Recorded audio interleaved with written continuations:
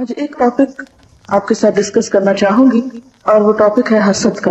کہتے ہیں کہ حسد وہ پہلا گناہ ہے جو آسمان پہ سرزد ہوا تھا اور پہلا گناہ ہے جو زمین پہ سرزد ہوا تھا۔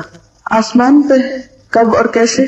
جب اللہ تعالیٰ نے فرشتوں کو یہ حکم دیا تھا کہ وہ آدم علیہ السلام کو سجدہ کریں تو سب نے سجدہ کیا، لیکن ابلیس نے سجدہ نہیں کیا۔ کیوں نہیں کیا؟ دل میں کیا تھا؟ حسد تھا۔ حسد جس کو آپ انگریزی میں جیلسی کہہ سکتے ہیں۔ اس نے کیا کہا تھا؟ انا خیر منہ، میں اس سے زیادہ اچھا ہوں۔ اور پھر اس کی وجہ بتائی، خلقتنی من نار وخلقتہ من طین، مجھے تو نے آگ سے بنایا اور اس کو مٹی سے بنایا۔ اور جیسے کہ آپ جانتے ہیں کہ زمین پر انسان سے پہلے جنات ہوا کرتے تھے اور ان کے لیے آزادی تھی اور زمین میں ہر طرح کی نعمتیں وہ استعمال کرتے۔ ابلیس بھی جنوں میں سے تھا۔ جب اس کو یہ پتا چلا کہ اب زمین پر ہم سے زیادہ اہمیت کسی اور مخلوق کو دی جا رہی ہے تو یہ بات اس کو بہت سخت ناگوار ہوئی۔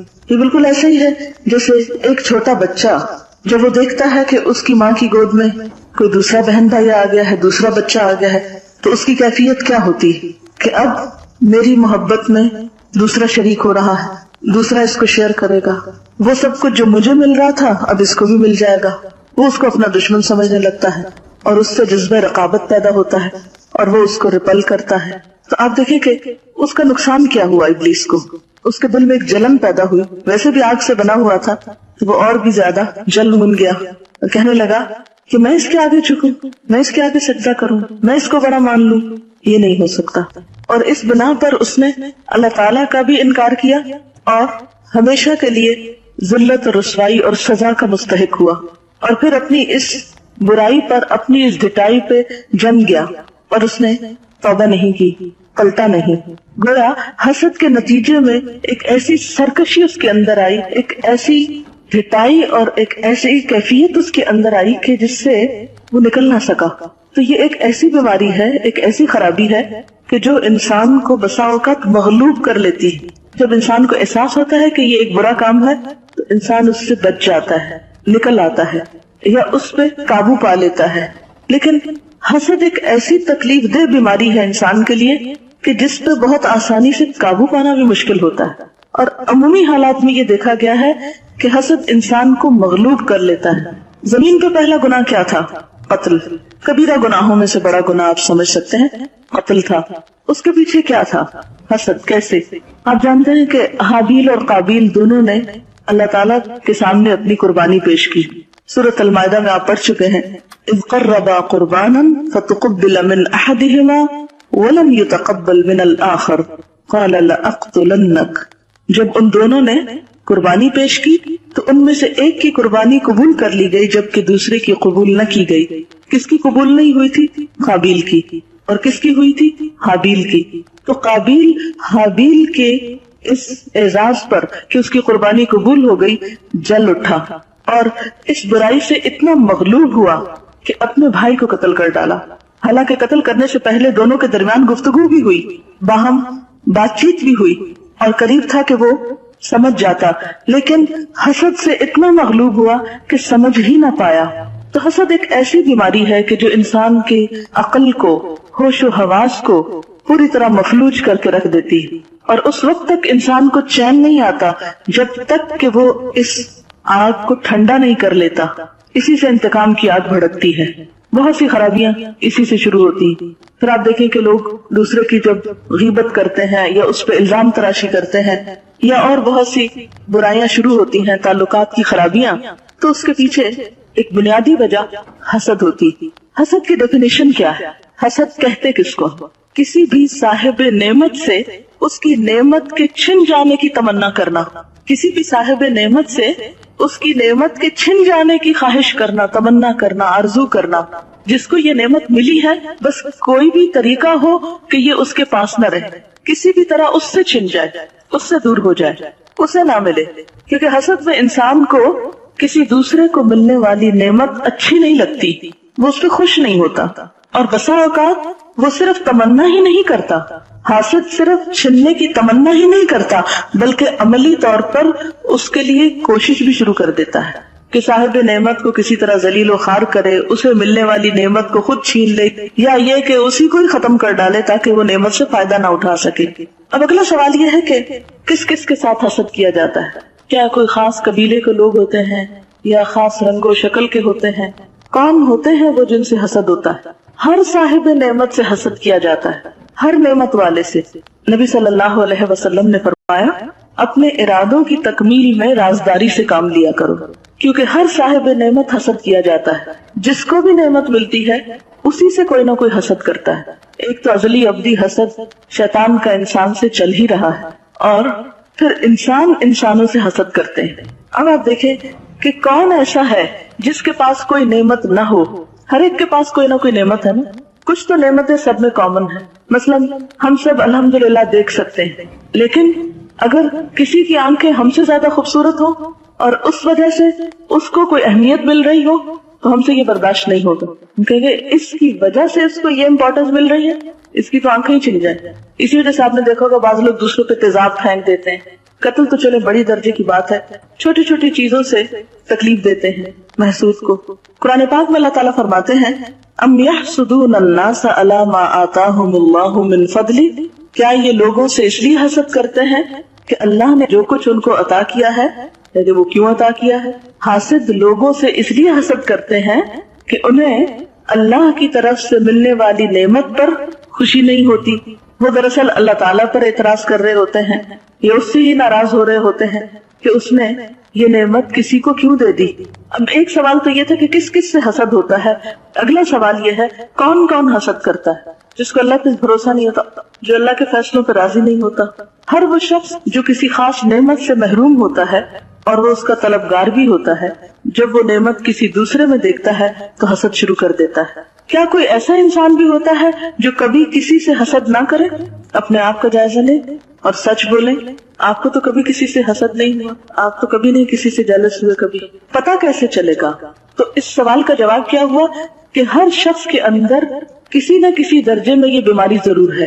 کچھ لوگوں کے اندر تھوڑی ہوتی ہے، کچھ کے اندر زیادہ ہوتی ہے، اور کچھ تو بھرے ہی حسد کے ہوتے ہیں، جہاں سے کھولو ان کے اندر آپ کو نظر آئے گا پورے کے پورے بھرے ہوئے ہوتے ہیں۔ لیکن کسی نہ کسی درجے پر ہر شخص حسد کا شکار ہوتا ہے، یعنی حسد کرتا ہے۔ اب اگلا سوال یہ ہے کہ کیسے پتا چلے گا کہ میں کسی سے حسد کرتی ہوں یا نہیں؟ اس کی پہچان کیسے ہوگی؟ آپ بتائیے، کسی کی نعمت دیکھ کر میری کیفیت کیا ہوتی؟ ایک تو یہ کہ آپ براہ راست خود نعمت دیکھ رہے ہیں اور اس پر آپ کو تکلیف ہو رہی ہے کہ اس کو کیوں مل گئی ہے۔ اچھا، دوسرا طریقہ، ایک اور طریقہ بھی ہوتا ہے اپنے آپ کو جج کرنے کا۔ دوسرا طریقہ یہ ہے کہ جب کسی کی تعریف کی جاتی، کسی کی تعریف سن کر میرے دل کا حال کیا ہوتا ہے، اور خصوصاً جو آپ کے ہم اثر لوگ ہوں۔ ہم اثر کا کیا مطلب ہوتا ہے؟ کنٹمپریریز، یا ایک رینک کے لوگ، یا ایک عمر کے، یا ایک پیشے کے، یا ایک فیلڈ کے۔ عموماً حسد اور رقابت وہاں پائی جاتی۔ مثلاً آپ ایک کلاس میں ہیں، اس اعتبار سے آپ کا اسٹیٹس ایک جیسا نہیں کہ آپ اسٹوڈنٹس ہیں، تو آپ کے آپس میں حسد کے ہونے کا امکان بہت پایا جاتا ہے۔ اسی طرح جو ٹیچرز ہیں ان میں باہم حسد ہو سکتا ہے، یا اسی طرح گھر میں بہن بھائی چونکہ اولاد ہونے کے ناطے برابر کے درجے میں ہوتے ہیں تو ان میں بعض اوقات حسد پایا جاتا ہے۔ جیسے حضرت یوسف علیہ السلام کے بھائی، حالانکہ وہ پیغمبر کی اولاد تھے، سورۃ یوسف پڑھ چکے نا، پیغمبر کی اولاد تھے، بڑے نیک ماں باپ کے بچے تھے، لیکن اس کے باوجود حسد نے ان کو بھی جا اٹیک کیا، اور حسد کے نتیجے میں کہاں تک پہنچے؟ بھائی کو قتل کرنے کے منصوبے بنائے، جھوٹ بیچ میں بولا، کنویں میں جا کے پھینک آئے، الزام تراشی کی، کہاں تک برائیوں نے جنم لیا، صرف ایک حسد کی بیماری کی وجہ سے کہ ہمارے باپ کی توجہ ادھر کیوں ہے۔ اب سوال میرا یہ ہے کہ کیا حسد صرف گناہگار لوگوں میں ہوتا ہے یا نیک لوگوں میں بھی ہوتا ہے جو بظاہر نیک اور شریف نظر آتے ہیں؟ ہر طرح کے لوگوں میں ہوتا ہے۔ مثلاً یہ ہوتا ہے نا کہ مومن جھوٹ نہیں بولتا، بہت سے لوگ جھوٹ سے پرہیز کریں گے، غیبت نہیں کریں گے، لیکن کسی نہ کسی درجے پہ جا کے حسد کا شکار ضرور ہو جائیں گے۔ اچھا، جسمانی طور پر کیا علامتیں ہوتی ہیں جب کسی کے اندر حسد آ رہا ہوتا ہے؟ مثلاً کسی کو جب بخار ہوتا ہے تو اس کا درجہ حرارت جسم کا بڑھ جاتا ہے نا، اسی طرح جب کسی کے اندر حسد آتا ہے تو اس کا اظہار کہاں پر ہوتا ہے؟ اس کے چہرے پر ہو جاتا ہے۔ مثلاً جب کسی کی تعریف ہو رہی ہو تو اس کا جو حاسد ہے اس کے چہرے پہ آپ اثرات دیکھ سکتے ہیں، اس کی مسکراہٹ پھیکی ہوگی، وہ اگر مصنوعی طور پر خوشی کا اظہار بھی کرے گا. مثلاً جب میں یہاں رزلٹ اناؤنس کر رہی تھی نا، تو اس وقت جو ایک حقیقی خوشی ہونی چاہیے کسی کو نعمت ملنے پر، وہ نہیں نظر آ رہی تھی آنکھوں میں کہ ہائے شکر ہے ہماری ایک بہن کو اتنا اچھا اللہ نے انعام دیا اور اللہ تعالیٰ نے اس کو اتنا موقع عطا کیا ہے اچھا کام کرنے. اب یہ ہے کہ یہ اتنی خراب چیز ہے کہ انسان کی اچھی بلی عبادات جو ہیں، اپنے نیکی کے کام جو ہیں، وہ سب تباہ و برباد ہونے لگتے ہیں اگر وہ اپنی اس عادت پہ کنٹرول نہیں کرتا. اچھا، ایک تو یہ ہوتا ہے کہ چہرے سے پتہ چلتا ہے، اور کہاں سے پتہ چلتا ہے، اور کیا کرتا ہے حاسد؟ مثلاً ہر جگہ اپنی تعریف کرے گا، اپنے منہ میاں مٹھو بنے گا، اپنی بات منوانے کی کوشش کرے گا، اپنا مقام جمانے کی کوشش کرے گا، اور جب اس کا جو رائیول ہے یا اس کا جو مقابل ہے اس کا کوئی نام آئے گا تو یا چہرے پہ ناگواری لائے گا یا اس کی بد تعریفی کرے گا یا ہاں ٹھیک ہے، یعنی اس کے بڑے سے بڑے کام پر اس کا کمنٹ جو ہوگا یا اس کا جو ایکسپریشن ہوگا وہ بہت خراب قسم کا ہوگا. اور پھر خود کو بھی بلا وجہ اس کے ساتھ کمپیئر کرتا رہتا ہے اور دوسروں کو بھی دعوت دیتا ہے کہ وہ کمپیئر کرنا شروع کر دیں. اور کیسے پتہ چلتا ہے؟ یعنی اپنا جائزہ لیں، حاسد کو پہچانے. چلو ایک چھوٹا سا ٹاپک آپ لگا لیں، حاسد کو پہچانے. خود کو پہچاننے کا طریقہ، آپ کے مد مقابل کی تعریف کے وقت آپ کا حال کیا ہوتا ہے. دوسرے کا حسد کیسے پہچانیں گے؟ اس کے چہرے سے، اس کی گفتگو سے. اچھا، اسی طرح حسد کی وجہ کیا ہوتی ہے؟ دل کی تنگی، عداوت، ذاتی بڑائی کا خیال، یعنی خود کو بڑا دیکھنے اور دوسروں کو چھوٹا دیکھنے کا شوق کہ سب مجھ سے چھوٹے نظر آئیں، میں سب سے آگے نکل جاؤں، سب میرے پیچھے رہ جائیں. ایک تو ہیلتھی کمپٹیشن ہوتا ہے، ہر انسان کو اللہ نے موقع دیا ہے کہ وہ دوڑ لگائے، لیکن دوڑ لگاتے ہوئے اس بات کا شوق ہونا کہ باقی لوگ دوڑ میں پیچھے رہ جائیں. یعنی آپ دوڑیں جتنا دوڑتے ہیں، کوئی پابندی نہیں، لیکن دوسروں کو دوڑنے نہ دینا یا دوسروں کا دوڑنا آپ کو برا لگنا، یہ چیز ناپسندیدہ ہے. پھر اسی طرح جاہ پرستی. جاہ پرستی کیا ہوتا ہے؟ جاہ پرستی ہوتا ہے جیسے کسی عہدے یا کسی مقام کی خواہش. مثلاً جب لوگ الیکشن لڑتے ہیں تو کس قدر جیلسی نظر آتی ہے، چھوٹے لیول پر یا بڑے لیول پر. پھر اگر ان میں سے ایک سلیکٹ ہو جائے تو دوسری پارٹی کیا کرتی؟ اس کو قریب نہیں کرتی. اصل میں حسد دل کی بیماری ہے، دل کی خرابی ہے. حاسد ایک مریض انسان ہے. ہر بیماری کا کوئی نقصان ہوتا ہے. اس بیماری کا کیا نقصان ہے؟ اس کا سب سے بڑا نقصان خود انسان کی اپنی ہی ذات کو ہوتا ہے. جس سے آپ حسد کر رہے ہیں اس کو تو شاید پتہ بھی نہ ہو، اور آپ اپنے دل میں جل رہے ہیں، کڑ رہے ہیں، غمزدہ ہیں. تو جس سے آپ نے حسد کیا اس کو تو خبر بھی نہ ہوئی اور آپ نے اپنا کباڑہ کر لیا، اپنے آپ کو نقصان دیا. اور کیا ہوتا ہے؟ بہت سی برائیاں اس سے جنم لیتی ہیں. مثلاً اس سے بد اخلاقی جنم لیتی ہے. انسان غیبت پر اتر آتا ہے، الزام تراشی پہ اتر آتا ہے، دوسرے انسان کو عزت احترام نہیں دے سکتا. اگر دیکھا جائے تو قتل تک نوبت آتی ہے.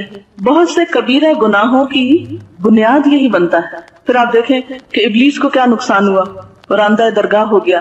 بنی اسرائیل کا حضور صلی اللہ علیہ وسلم سے بہت حسد تھا کہ یہ دوسری قوم میں کیوں آ گئے ہیں، یہ آنر ہمارے بنی اسرائیل کی قوم کو کیوں نہیں ملا. تو اس بنا پہ وہ بہت جلتے گھڑتے تھے آپ سے اور آپ پر ایمان نہیں لائے. نقصان کیا ہوا ان کا؟ حق سے محروم ہو گئے، حق کو نہ پہچان سکے، خیر کو نہ پہچان سکے. تو بعض اوقات انسان جب حسد کرتا ہے تو اس کی وجہ سے وہ خیر کو نہیں پہچان پاتا، خیر سے محروم ہو جاتا ہے. اگر یہود حضور صلی اللہ علیہ وسلم پر ایمان لے آتے، آپ کا ساتھ دیتے، تو آپ دیکھیں اسلام کو کتنی ترقی ہوتی. اور وہ حسد جو اس وقت سے چل رہا ہے آج تک وہ باقی ہے. اس بنا پر دنیا فساد سے بھر گئی، ایک دوسرے کو ایکسپٹ ہی نہیں کر پا رہے. اور کیا نقصان ہوتا ہے؟ مثلا قتل و غارت ہوتی، جیسے حضرت آدم علیہ السلام کے بیٹوں کا واقعہ ہے. پھر کیا نقصان ہوتا ہے؟ خونی رشتوں کی بے حرمتی ہوتی، جیسے حضرت یوسف علیہ السلام کے ساتھ ہوئی. پھر ایک اور بہت بڑا نقصان یہ ہوتا ہے کہ نیکیاں برباد ہو جاتی انسان کی. محنت مشقت سے کمائی ہوئی نیکیاں ختم ہو کر رہ جاتی ہیں. جیسے کہ نبی صلی اللہ علیہ وسلم نے فرمایا، ایاکم والحسد فإن الحسد یأکل الحسنات کما تأکل النار الحطب. خبردار تم حسد سے بچو، کیونکہ حسد نیکیوں کو اس طرح کھا جاتی ہے جس طرح آگ سوکھی لکڑی کو کھا جاتی ہے. پہلے بھی میں نے کہا نا کہ اپنا آپ جلاتے ہیں ہم، اور اپنا آپ جلانے کے ساتھ ساتھ اپنی نیکیاں بھی جلا دیتے ہیں. آپ سوچیں قیامت کے دن آپ حشر کے میدان میں کھڑے ہیں، آپ کے پاس نیک اعمال ہیں لیکن ان کو آگ لگی ہوئی ہے اور فائدہ دینے کی بجائے وہ جل رہے ہیں. کتنا بڑا نقصان ہے، کتنا شدید ترین نقصان ہے. یہ بالکل ایسے ہے کہ جیسے کوئی شخص کچھ خریدنے کے لیے بازار جائے اور پتا چلے اس کی جیب کٹ گئی. یہ جیب کٹنے والا معاملہ ہو جاتا ہے. جیسے نوٹوں کی گٹھی جل گئی. تو اگر اپنے اعمال کو ہم پیسوں سے ہی تشبیہ دے دیں، کیونکہ مال کی محبت میں تو ہم سب مبتلا ہے نا، تو وہ سمجھ جلدی آئے گی بات. تو ایک شخص کا توشہ آخرت جو ہے اگر وہ جلنا شروع ہو جائے تو اس سے بڑا خسارہ کیا ہو سکتا ہے، اور کیا نقصان ہوتا ہے. دین کی خرابی، دین کی بربادی ہو جاتی. نبی صلی اللہ علیہ وسلم نے فرمایا دب الیکم داء الامم قبلکم الحسد والبغضاء، تمہاری طرف پچھلی قوموں کی بیماریاں سرایت کرائیں گی، حسد اور بغض. ہی الحالقہ، جو مونڈ دینے والی ہیں. مونڈ دینا ہوتا ہے شیو کر دینا، بالکل صفایا کر دیں گی. اما انی لا اقول تحلق الشعر ولكن تحلق الدین، میں یہ نہیں کہتا کہ یہ بالوں کو مونڈ دینے والی ہے، بلکہ یہ دین کی صفائی کر دینے والی. تو جن لوگوں کے اندر حسد پایا جاتا ہے ان کا اعمال نامہ تو برباد ہوتا ہی ہے، دنیا میں بھی ان کے دین کا صفایا ہو جاتا ہے، اور ان کی وجہ سے دوسروں کے دین کو بھی نقصان پہنچتا ہے. مثلاً یعنی نہ خود اچھا کام کرتے ہیں اور نہ کسی کو کرنے دیتے ہیں. مثلاً صاحب نعمت سے حسد کیا جاتا ہے نا. اب آپ دیکھتے ہیں کہ ایک شخص بہت نیک ہے، بہت اچھا اخلاق ہے اس کا، بہت اچھی نماز پڑھتا ہے، بہت فیئر ہے، سب لوگ اس کی تعریف کرنے لگ جاتے ہیں. آپ کو اچھی نہیں لگتی اس کی تعریف. آپ کیا کرتے ہیں؟ کوئی ایسی کہانی گھڑتے ہیں جس سے وہ شخص بدنام ہو کے رہ جائے. اور یہ کس کی وجہ سے ہو رہا ہے؟ حسد کی وجہ سے. اب نقصان کیا ہوگا، نتیجہ کیا نکلے گا؟ جب اس شخص کی برائی ہوگی جو ایک اچھی نماز پڑھنے والا ہے، اچھا اخلاق رکھنے والا ہے، لوگ اس سے بدگمان ہوں گے. تو بدگمان ہو کر کیا کہیں گے؟ دیکھے ہیں ہم نے بہت نمازی، دیکھے ہیں بڑے بڑے اخلاق والے، وہ ایسے اور ایسے ہوتے ہیں. اب دوسرے لوگ یہ نہیں دیکھیں گے کہ بات سچ ہے یا جھوٹ، وہ تحقیق تھوڑی کریں گے، وہ نماز کو برا بلا کہنے لگیں گے. ایسے ہی ہوتا ہے نا، نماز کو برا بلا کہیں گے، دین کو برا بلا کہیں گے، تو دین کی صفائی ہونے لگ گئی نا. جب اس کی وجہ سے کچھ لوگ نماز ہی نہیں پڑھیں گے تو دین وائپ آؤٹ ہو گیا. تو پچھلی قوموں میں دین کی خرابی اسی وجہ سے ہوئی تھی کہ ان لوگوں کے اندر حسد کی بیماری آ گئی تھی. آپ کو پتا ہے کہ ابلیس کس قدر عبادت گزار تھا، لیکن جب اس نے حسد کیا تو اس کی ساری عبادتیں اور اللہ کا تقرب اور فرشتوں کی دوستی اور وہ سب کچھ برباد ہو کے رہ گیا. کسی چیز کا بھی اس کو اجر اور صلہ نہ ملا. اصل میں حاسد ہوپلیس اینڈ ہیلپ لیس ہوتا ہے. شیخ سعدی فرماتے ہیں میں مدرسہ نظامیہ میں پڑھتا تھا تو ایک شاگرد مجھ سے حسد کرتا تھا. میں نے استاد سے شکایت کی کہ جب بھی میں حدیث بیان کرتا ہوں تو فلاں میرا ساتھی مجھ سے حسد کرتا ہے. یعنی وہ گرمبل کرنے لگتا ہوگا یا اس پہ ہنستا ہوگا یا دوسروں کو کہتا ہوگا دیکھو پھر بولنے لگا. جیسے عام طور پر ہوتا ہے نا کہ ایک طالب علم اگر برائٹ ہو تو دوسرے سارے اس کے پیچھے کی کرنے لگتے ہیں، اس کو بیوقوف ثابت کرنے لگتے ہیں، اس کو احمق کہتے ہیں، اس کی لیگ پولنگ کرتے ہیں. تمہیں کیا، تم ہر وقت اپنے آپ کو بڑی چیز سمجھتی ہو، ہر چیز میں تم ہر ڈسکشن میں پارٹیسپیٹ کرتی ہو، ہر چیز میں آگے آگے. تو کہتا ہاں واقعی مجھے پیچھے ہی رہنا چاہیے. کیونکہ انسان جب کام کرتا ہے تو اس کا دل چاہتا ہے اسے کو انکریج کرے. جب 10 لوگ ڈسکریج کرنے والے ہو تو ایک اچھا بھلا کام کرنے والا شخص اپنا ہاتھ روک لیتا ہے، اب میں نہیں کروں گا، مجھ سے نہیں لوگوں کی باتیں سنی جاتی. اب وہ خیر کا کام رک گیا، آپ کی اچھی بلی صلاحیت کو زنگ لگ گیا. تو بہرحال انہوں نے اپنے استاد سے کہا کہ فلاں شخص مجھ سے حسد کرتا ہے. استاد نے کہا تمہارے ساتھی نے حسد کر کے اگر اپنے لیے جہنم کا ایک دروازہ کھولا تو تم نے چغلی کر کے دوسرا دروازہ اپنے لیے کھول لیا. تو برابر ہو گئی نا بات. تو اس طرح حسد کی وجہ سے گناہوں کی ایک چین شروع ہو جاتی. صرف ایک شخص نہیں، ایک سے دوسرا ریاکشن میں دوسرے سے تیسرا.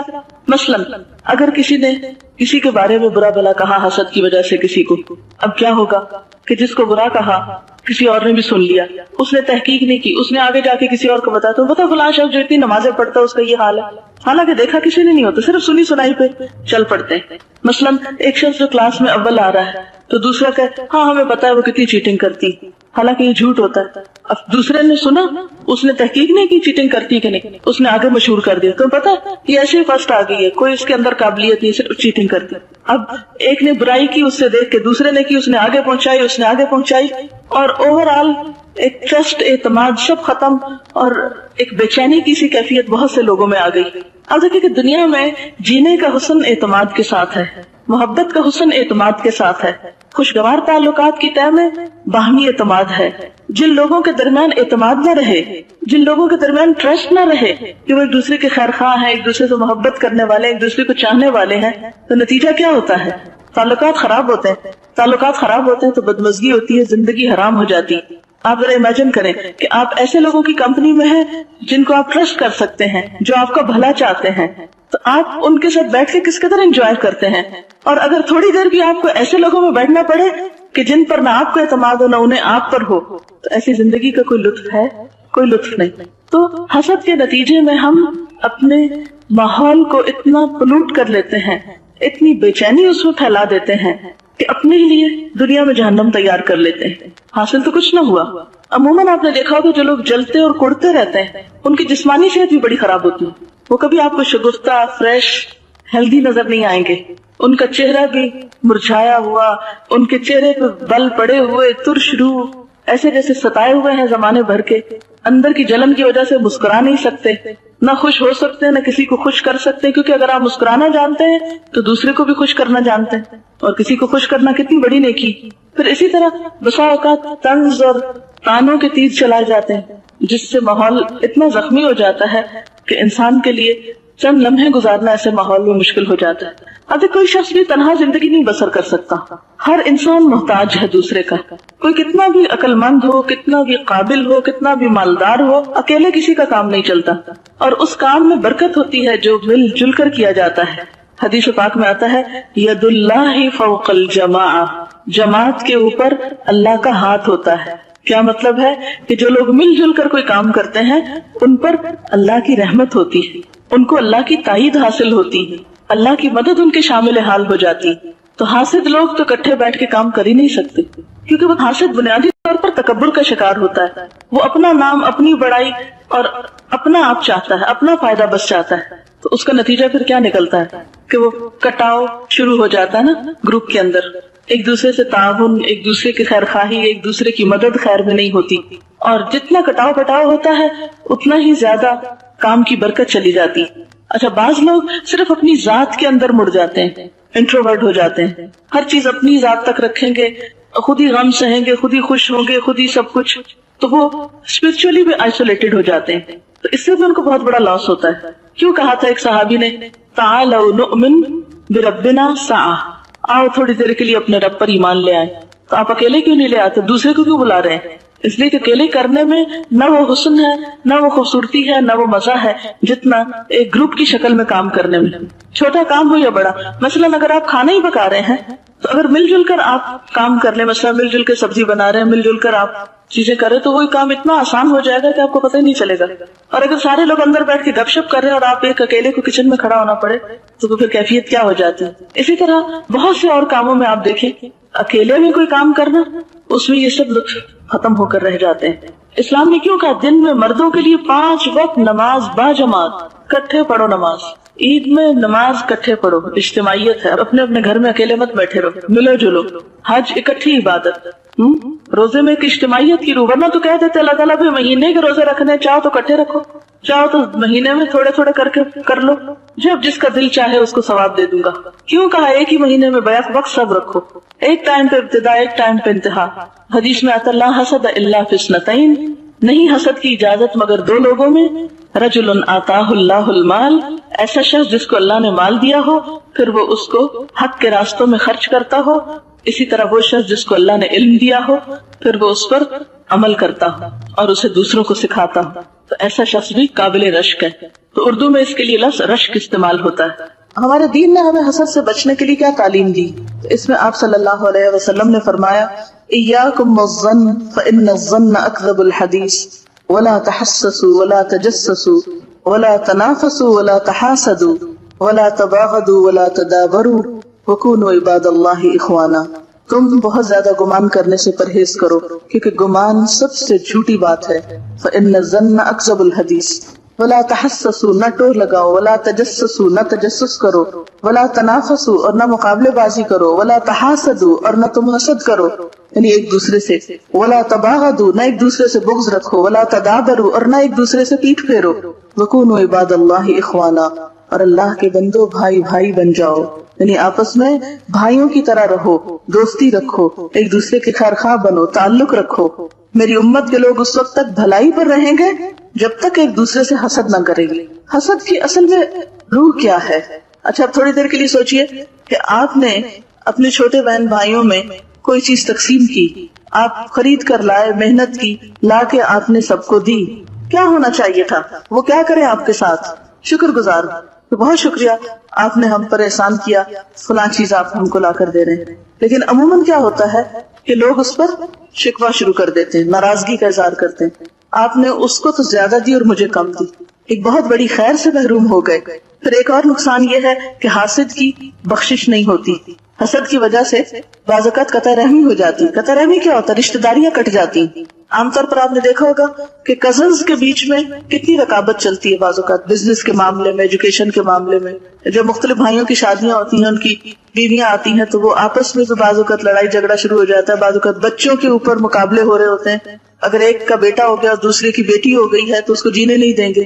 نتیجہ کیا ہوتا ہے؟ وہ ایک دوسرے سے کٹ آف کر لیتے ہیں، تعلق ہی ختم کر لیتے ہیں. نہ دیکھو نہ ملو، نہ کسی کی نعمت کا خیال آئے اور نہ جلو.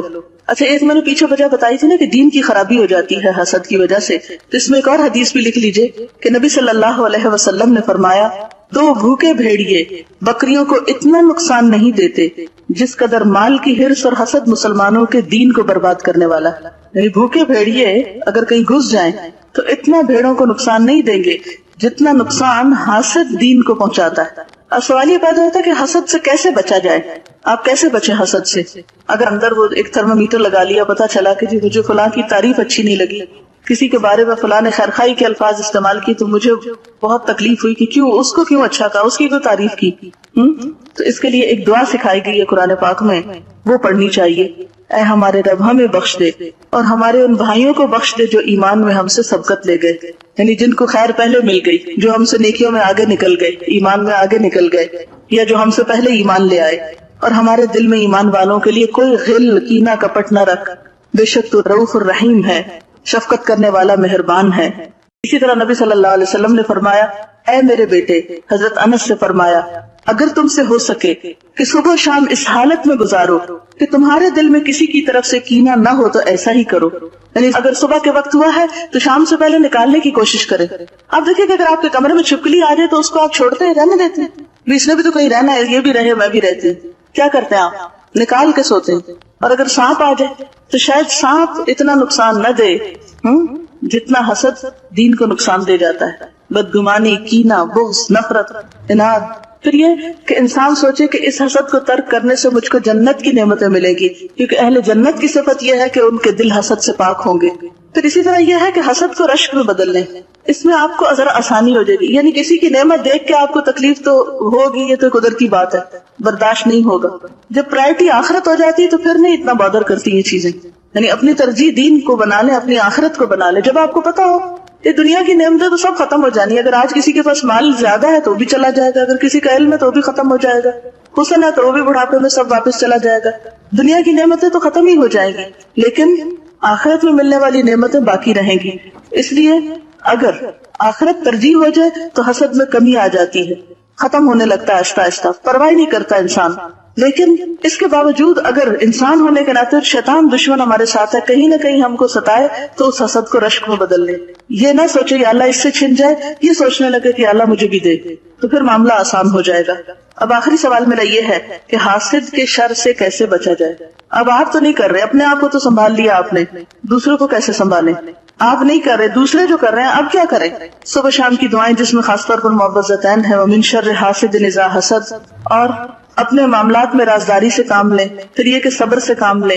جیسے عربی کا ایک شعر ہے کہ اصبر علی کید الحسود فان صبرک قاتلہ، حاسد کے مکر و فریب پہ صبر کرو، تمہارا صبر اس کو قتل کر کے رہے گا، یعنی تمہارا صبر خود بدلہ لے لے گا.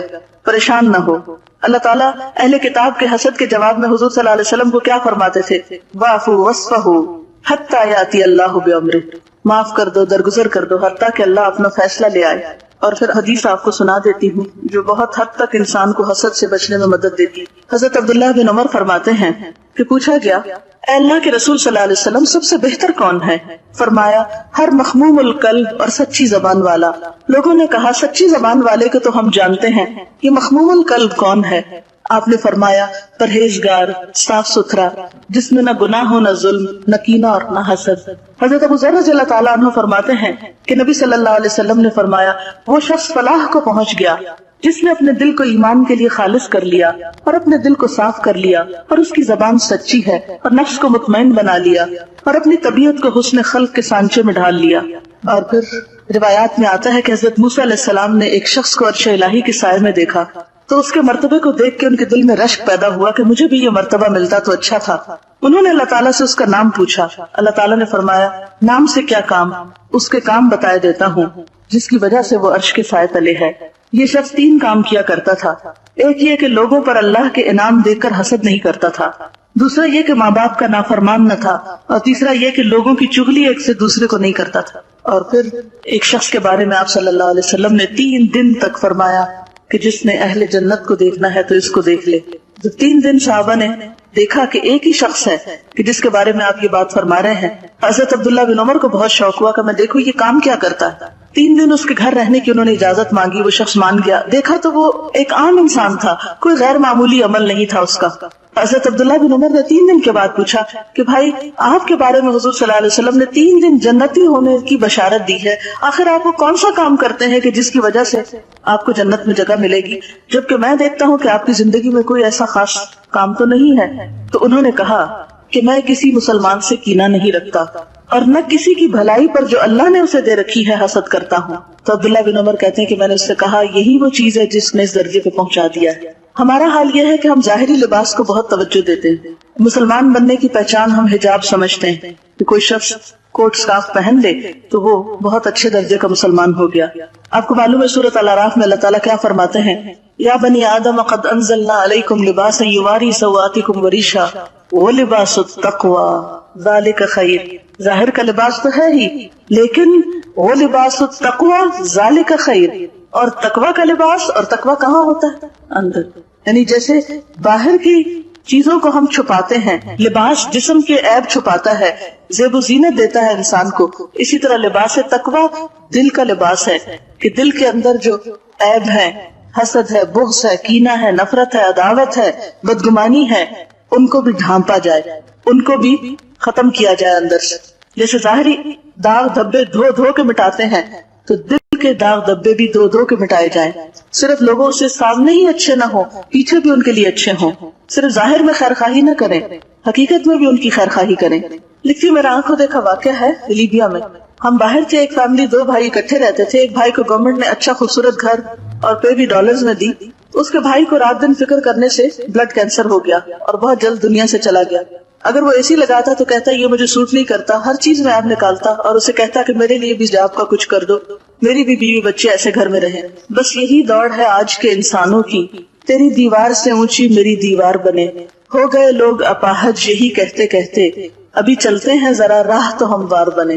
اور پھر کسی نے لکھا ہے کہ پہلے دل میں حسد آتا ہے، پھر بدگمانی جنم لیتی ہے، پھر حاسد ڈائریکٹ تو نہیں کہتا کہ میں حسد کا شکار ہوں، مگر وہ دوسروں کے دل میں بھی بدگمانی پیدا کرتا ہے.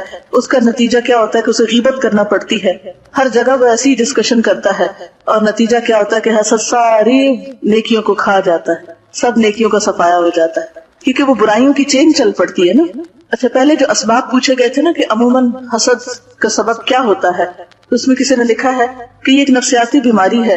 عموماً احساس کمتری کا شکار لوگ حاسد ہوتے ہیں. جن کو اپنی صلاحیتوں پر کچھ اعتماد ہوتا ہے وہ عام طور پر کم حسد کا شکار ہوتے ہیں بنسبت ان کے جو احساس کمتری کا شکار ہوتے ہیں یا اپنی کسی کوتاہی کو سمجھ رہے ہوتے ہیں کہ ہم کوتاہ ہیں.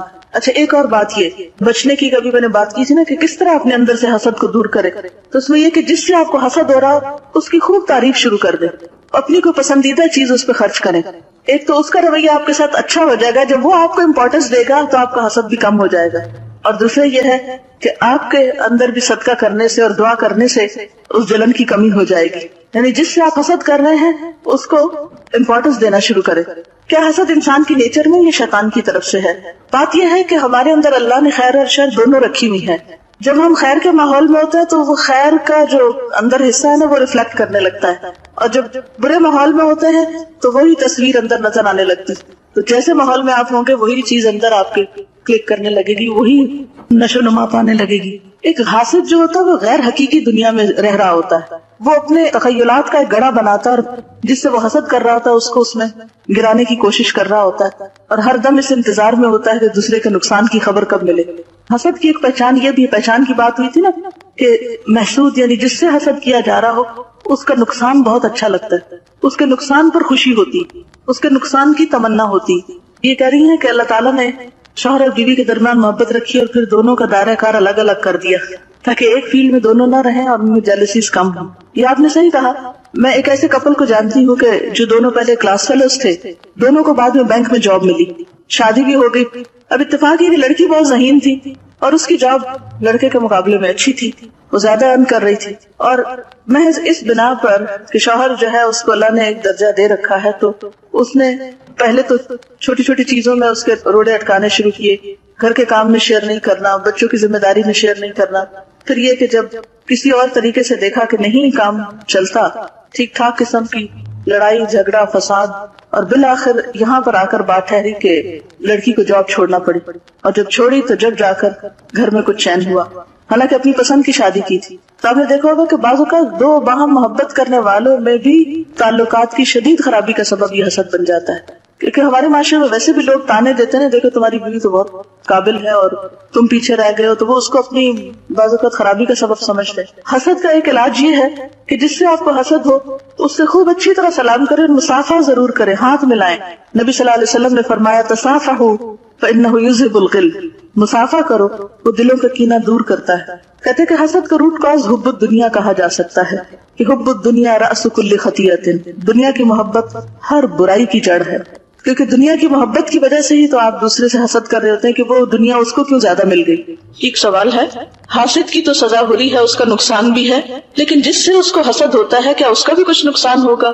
کیا نظر بھی حسد کی وجہ سے لگتی ہے؟ ہوتا یہ ہے کہ نظر لگتی ہے حسد کی وجہ سے بھی لگتی ہے, اس کو بری نظر کہا جاتا ہے, نظر بد جس کو کہتے ہیں. نظر بد کیوں ہوتی ہے؟ کیونکہ خوشی سے نہیں دیکھتا نا. میں نے ابھی تو یہ سورۃ کہف میں اس کی مثال دی تھی آپ کو. کہاں بھلا جب وہ باغ والے کا باغ جلا تھا تو اس وقت دوسرے نے کیا کہا تھا اس کو, لولا اذ دخلت جنتک قلت ما شاء اللہ, ایسا کیوں نہ ہوا کہ جب تم اپنے باغ میں داخل ہوئے تو تم نے ماشاء اللہ کیوں نہ کہا. تو یہ جو ماشاء اللہ کا لفظ ہے یہ ہمارے اسلامی آداب میں سے ہے کہ جب انسان کسی چیز کو دیکھے اور خوش ہو تو اس پر بھی ماشاء اللہ کہے, یعنی جو اللہ نے چاہا وہ بنا دیا, یعنی اللہ کی تقسیم ہے, اللہ کا فیصلہ ہے. تو بری نظر بھی لگتی ہے اور خوشی کی نظر بھی لگتی ہے, یعنی حاسد کی بھی لگتی ہے اور اس کے علاوہ محبت کرنے والوں کی بھی لگتی ہے. جیسے ماں اپنے بچے کو خوشی سے دیکھتی تو